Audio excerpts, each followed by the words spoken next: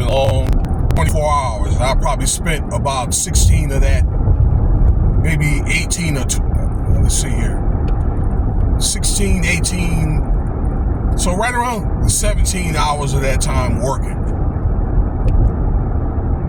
I was really getting it in.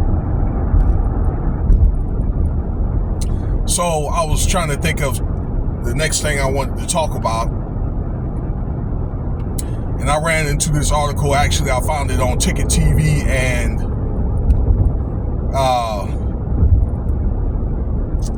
trying to think. Oh, Max 5 Media. Okay, about, if you guys remember back in the day, the making of the band, one of the group members by the name of Chopper. All right, and he had the interview on the Art of Dialogue. That is a good site to listen to.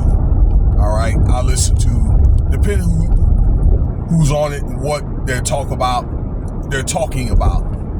And I was listening to some of it on their channel, but I was able to listen to the whole interview on our Art of Dialogue. But there was a very interesting part of that interview about Cassie, okay, and things like money and, you know, Cassie's relationship with Diddy. First of all, I like to say this: I don't think nobody, you know, has a right to put their hands on anybody or mistreat anybody. There's other ways, but, you know, all that fighting stuff has got to go. Men and women. Number one.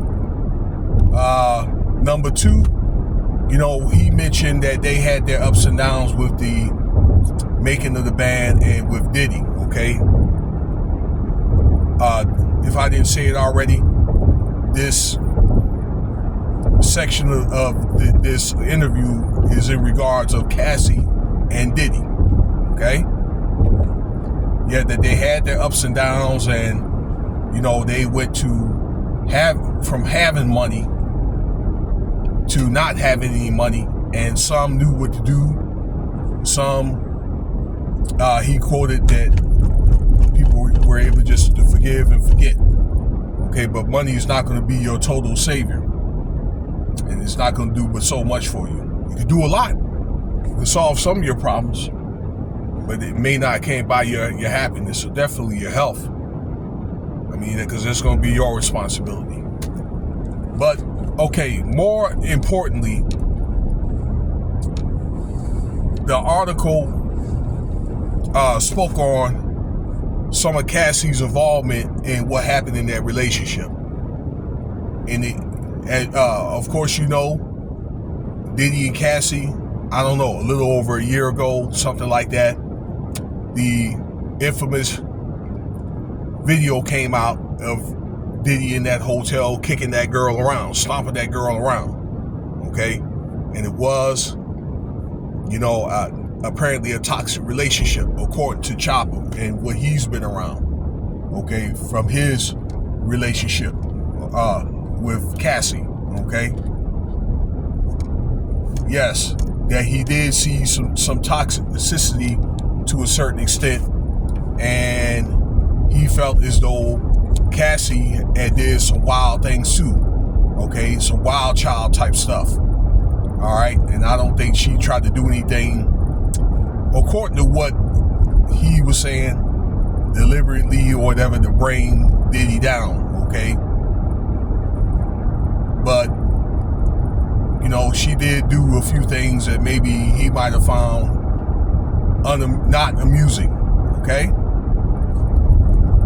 He said that. And I've also looked at another video where Cassie had a drug problem, okay? Well, they was into that stuff during those parties. They was into that. They was into, you know, swapping each other's girlfriends, wives out, and that type of stuff, okay? Diddy had her doing some of that stuff as well, but I think that she, I don't know, you know what I'm saying? It became normal. But I think at one point she got tired of it during their 10-year on and off relationship there, ladies and gentlemen. Okay, she got tired of it.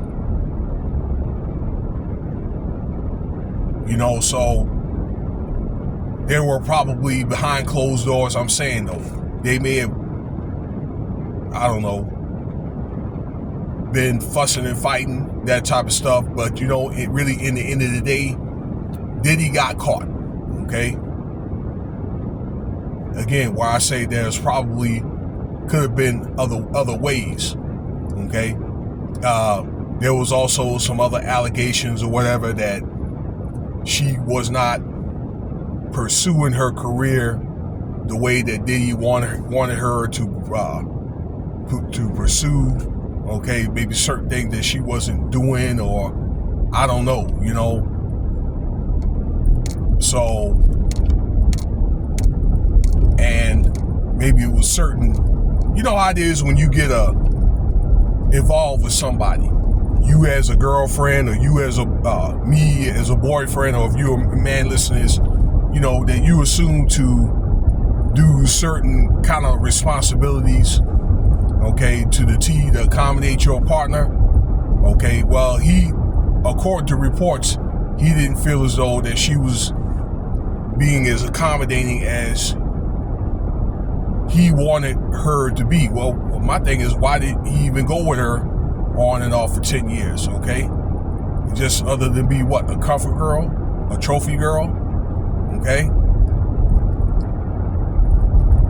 And besides, y'all, ever since Biggie passed away, and he did come out with that, you know, Puff Daddy, Puff and the rest of those guys from Junior Mafia, I think the same year or the year after, he didn't really have any successes. Like, what did he do? He tried to do Danny Kane.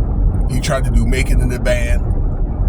And it just turned out to be a reality show, a flop. So probably really after about 98, you know what I'm saying, what did he really do that was really symbolic? You know, it really seemed like he had all the success he wanted to have by the late 90s. So really, truly, he was outdated by then, but it seemed like after that, he was just using people, okay? Using the band talent, the Danny Kane, okay? The either promote his name, okay, while they end up not getting nothing, okay? They end up getting the rug pulled, carpet pulled underneath their feet, and end up being used as SCX toys, okay, to promote to promote Diddy into other, you know, endorsements and things like that. Okay? On top of all the other stuff, you know, that happened with Mary J. Blige and 112 and those guys, Craig Mack. Okay, but that's when, at the time when he was dealing with the people I just talked about, then he was, you know, at the brink, you know, to his pinnacle. So he had already reached his pinnacle a long time ago. It was just that, I think the liquor and then, you know, the clothing and, you know, Revolt TV is, you know, when he's started getting close to billionaire status to be able to elevate himself in that kind of way, in more of a corporate type way, okay? So, couple of other things. Chopper did mention that Diddy was on and off relationship. Now, she was seeing Ryan Leslie, which I thought was pretty good, a very good artist, very talented young man, and he just, you know, used his power to snatch her back, you know, to snatch her off his arm there, ladies and gentlemen, okay? And it was one of the things where Cassie was kind of afraid of him, you know, because at the time, Diddy was a very powerful man. In fact, at that time, Diddy was more powerful than Jay-Z. Jay-Z started becoming more popular like around the 2000s once he married Beyonce. Okay, and he was able to definitely reach that billionaire status. Okay, and it's one of the things that Ryan Leslie kind of like backed off because he charged it to the game. Maybe he had maybe, I don't know, he understood the assignment. Maybe they were kicking it. You know, when I say they, that was maybe he just knew that look, there might have still been some feelings with Cassie and Diddy, you know, and maybe he didn't really want to be involved, you know, particularly somebody with that kind of power, because I'll put it to you like this. You see what happened with Biggie, right? To confront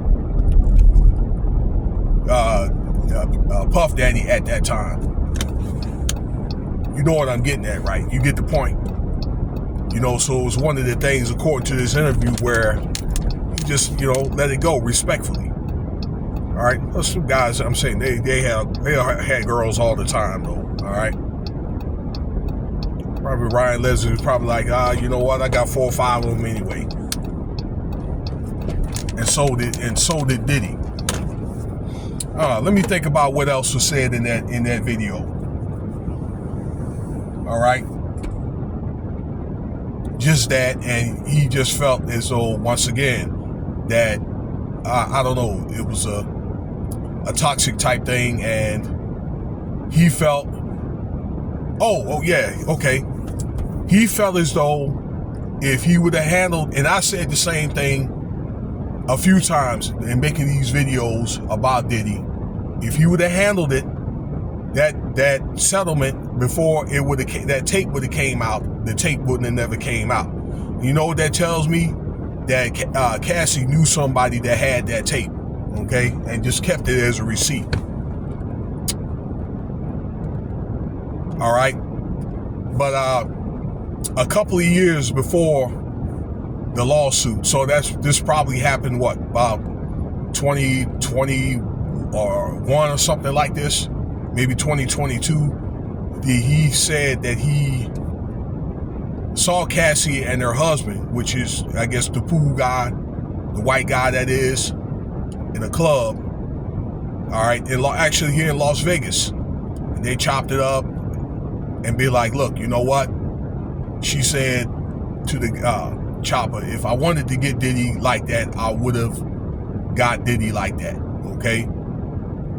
So basically what she was trying to tell Chopper was the lawsuit was already in the making, all right? We was just waiting for the right time, okay? And she left with her husband, and, you know, he was able to finish her off all his bottles of Mo, whatever, you know, she had a whole bunch of bottles of Mo, and that was it.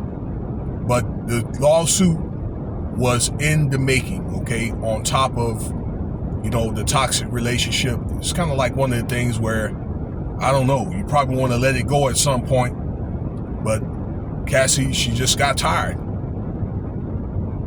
okay? Money couldn't buy everything or whatever, you know, and the stuff that he had her doing, you know, the physical abuse, the drugs and all that. She probably got to a point where she needed a man, you know, that's going to be there, and they could be there for each other kind of the way that needs to happen or whatever, all right? So that's what led to his demise right now with Diddy, okay? Because he waited till it was too late. So let me know what you think about the video. I hope you enjoyed it. And again, consider subscribing.